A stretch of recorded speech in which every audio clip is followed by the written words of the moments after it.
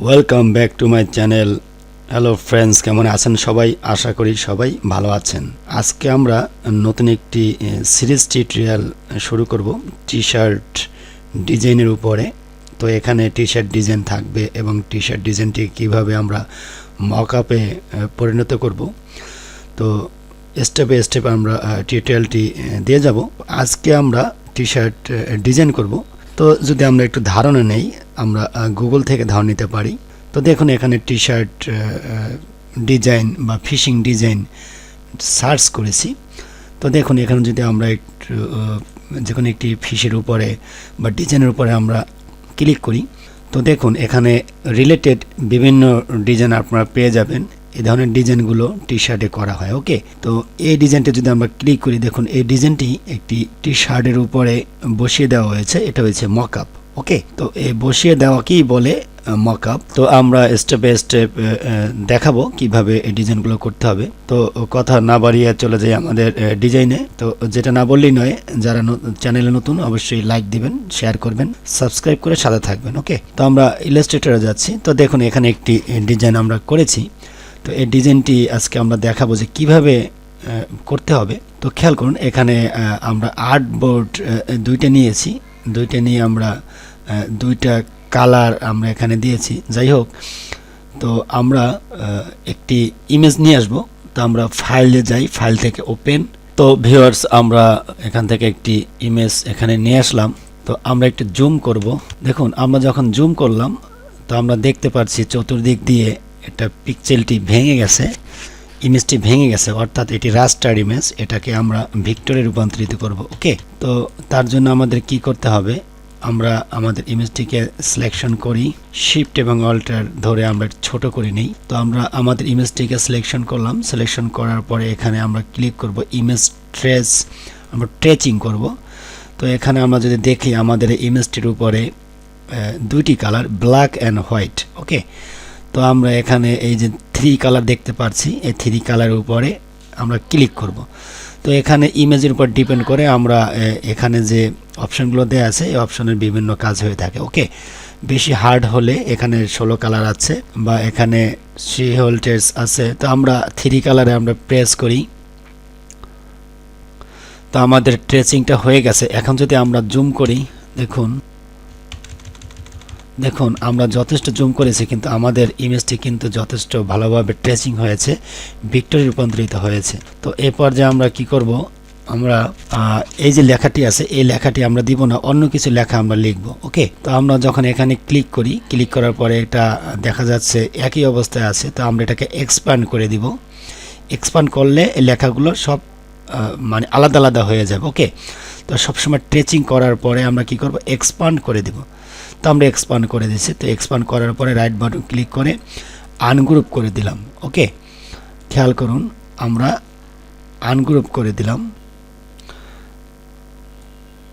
তা আমরা ফিশটাকে আমরা সাইডে নিয়ে আসলাম। ওকে, এবং এটাকে আমরা এভাবে ডিলিট করে দিই। ওকে, তা আমরা ফিশটাকে দেখতে পাচ্ছি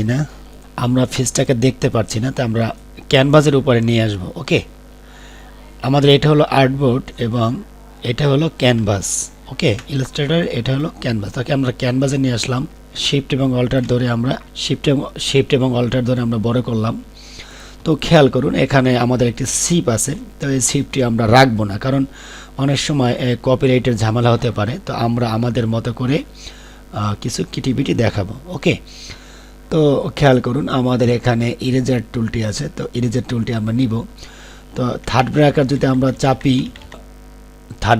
ব্র্যাকেট যদি আমরা পুশ করি, তো লেফট সাইডে থার্ড ব্র্যাকেট পুশ করলে ছোট হবে, এবং রাইট ব্র্যাকেট থার্ড ব্র্যাকেট চাপলে এভাবে ছোট হবে। এর কারণ হলো, আমরা যখন ইরেজটা করব, তো আমাদের এটা বড় ছোট দরকার আছে। এই যে খেয়াল করুন, এই যে, তাহলে আমাদের এখানে আরেকটু ছোট করতে হবে। ওকে, এভাবে আমরা মুছে দিব।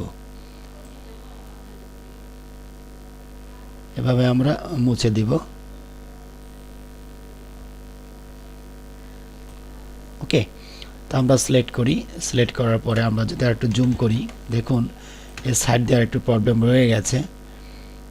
তো আমরা আবার ইরেজার টুলটি নিব, নিয়ে জাস্ট এখানে একটি ক্লিক করব।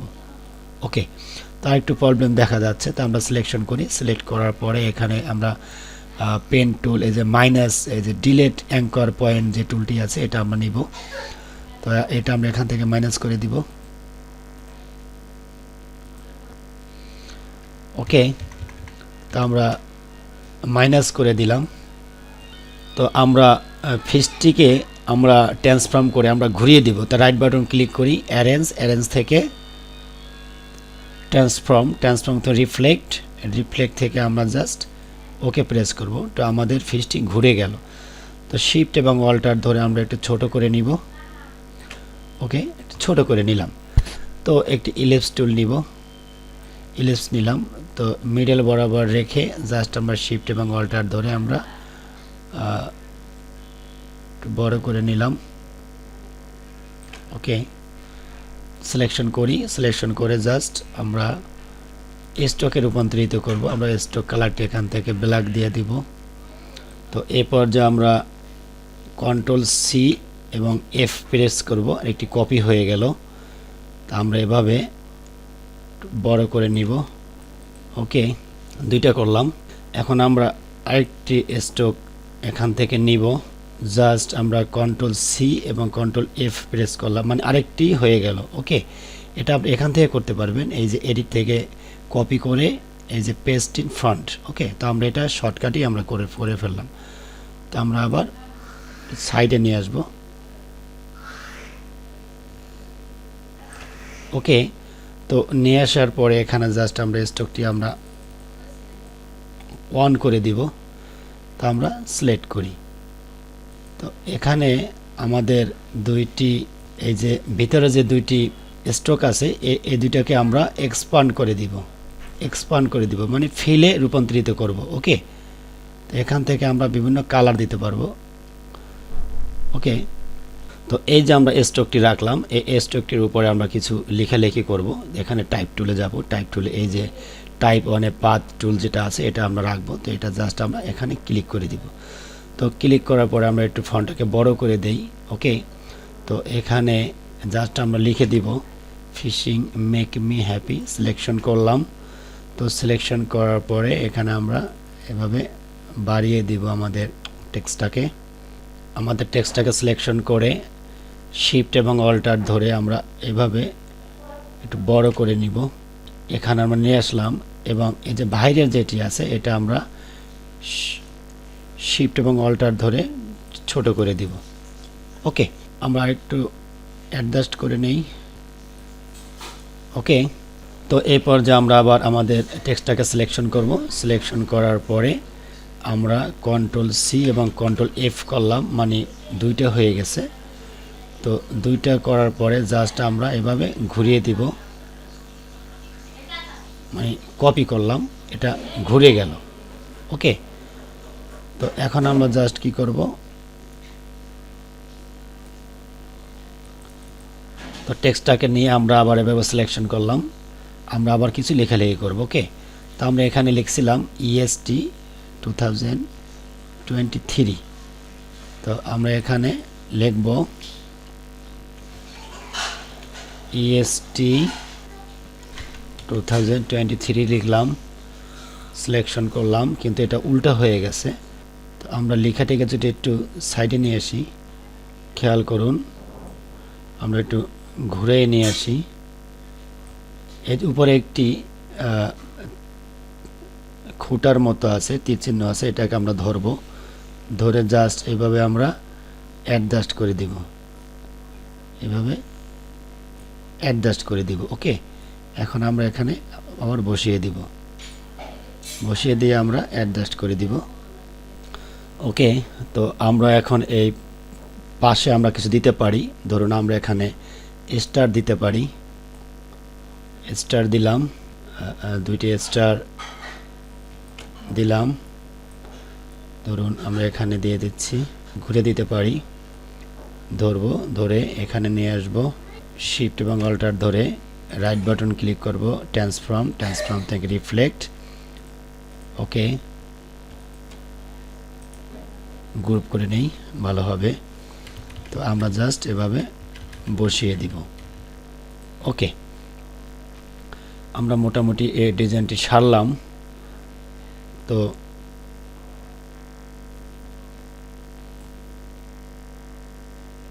ওকে, তো এখন আমরা একটু কালার করব। তো ভিউয়ার্স, আশা করি বিষয়টা বুঝতে পেরেছেন ডিজাইনগুলো আমরা কিভাবে করব। তো খেয়াল করুন, এখানে আমরা আরেকটু ডিজাইন করব। ডিজাইনটা হলো এই যে এখন আমাদের লেখাগুলো প্রবলেম করছে, কন্ট্রোল 2 দিয়ে লক করে ফেলি। এই যে আমাদের ভিতরে যে আমাদের একটি ফিল আছে, এটাকে আমরা কন্ট্রোল-C এবং কন্ট্রোল-F করে কপি করলাম, মাছের উপরে উঠিয়ে দিলাম। ওকে, মাছটাকে আমরা মিডল বরাবর বসায় দিতে পারি। ওকে, বসিয়ে নিব এবং উপরে দিয়ে দিব। রাইট বাটন ক্লিক করব, অ্যারেঞ্জ থেকে বিন টু ফন্ট করে দিব। ওকে, তো এটা একটা ডিজাইন হয়ে গেল। আমরা এই দুইটাকে ধরে একটু পাশাপাশি করে দিব। ওকে ওকে, তো আমরা এখানে একটু কালার করে দিব। ওকে, আমরা এখানে যাব, এখান থেকে এই যে কালার দিয়ে দিব।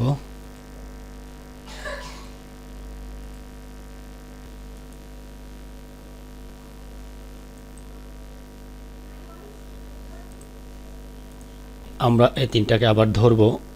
তো ধরে আমরা এখান থেকে কালার দিয়ে দিব। ওকে, তো এই পর্যায়ে দেখুন আমাদের এই যে মাছটি উপরে উঠে গেছে। তো এটাকে আমরা শেপ বিল্ডার টুল দিয়ে ঠিক করে দিব। তো আমরা এভাবে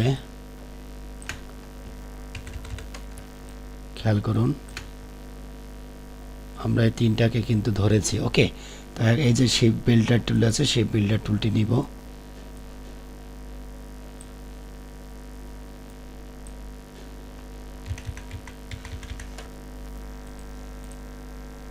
তো খেয়াল করুন, আমরা এই তিনটাকে ধরবো, এভাবে ধরবো। এই শেপ বিল্ডার টুলটি নিব, জুম করি, এই যে এভাবে আমরা অ্যাডজাস্ট করে দিব। এই যে ওকে, তো এখন আমরা আমাদের ফিশটিকে আলাদা কোনো কালার দিতে পারি। এখানে একটু প্রবলেম রয়ে গেছে, এভাবে ধরলাম, শেপ বিল্ডার টুল নিলাম। ওকে ওকে, তো খেয়াল করুন, এই যে ভিতরে যে লেখাটি আছে এটা আমরা লক করে রেখেছি। তো আমাদের ফিশটিকে আমরা বিভিন্ন কালার দিতে পারি। ওকে, তা কন্ট্রোল অল্টার চেপে ধরে আমরা 2 প্রেস করব, একটু জুম করে নেই। তো আমার এই যে লেখা আছে, এই যে টেক্সটটি আছে, এই টেক্সটটি এবং স্টারগুলো ধরে আমরা হোয়াইট কালার করে দিব। ওকে, আমরা হোয়াইট কালার করে দিলাম। এখানে চাইলে আমরা স্ট্রোকও দিতে পারি। ধরুন এখান থেকে আমরা স্ট্রোক কালার দিতে পারি। আমরা রেড কালারটি দিলাম, বা এই যে কালারটি আছে এটা আমরা এখান থেকে দিয়ে দিলাম। তো স্ট্রোকটিকে আমরা একটু বাড়িয়ে দিব, এই যে স্ট্রোক আমরা 2 দিব, আমরা সিলেকশন করি। ওকে, তো এই পর্যায়ে আমরা এভাবে ধরব। ধরার পরে আমরা এই যে কপি করলাম, কপি করে আমরা আমাদের এই যে আমরা যে ডিজাইনটি করেছিলাম সেখানে আমরা নিয়ে আসব। ওকে, তো এখানে আমরা নিয়ে আসলাম। তো এখানে যে আমরা যে ডিজাইনটি করেছি, এই ডিজাইনটির থেকে আমরা একটু আলাদাভাবে কিছু ডিজাইন করার চেষ্টা করেছি। ওকে, তো আমরা আবার একটু কাস্টমাইজ করতে পারি। ধরুন আমাদের এই যে আর্টবোর্ডটি আছে, এটা কিন্তু এখন আর্টবোর্ড আছে। তো এই যে খেয়াল করুন, এখানে আমাদের টুল প্যানেলে যে আর্টবোর্ড আছে, এই আর্টবোর্ডটা আমরা যে ক্লিক করলাম। তো ক্লিক করার পর আমরা অল্টার এবং শিফট প্রেস করে আমরা পাশে আরেকটি আর্টবোর্ড আমরা নিয়ে নিচ্ছি। ওকে, আমরা একটি আর্টবোর্ড নিয়ে নিলাম। তো এটাকে আমরা ডিলিট করে দেই, এটাকে ডিলিট করে দিলাম। ওকে, তো এখন আমরা এখানে একটি কালার দিতে পারি। ধরুন আমরা রেক্ট্যাঙ্গেল টুলটি নিয়ে জাস্ট এখানে এই যে কালারটি পিক করে দিলাম, এখান থেকে ব্ল্যাক কালার করে দিলাম।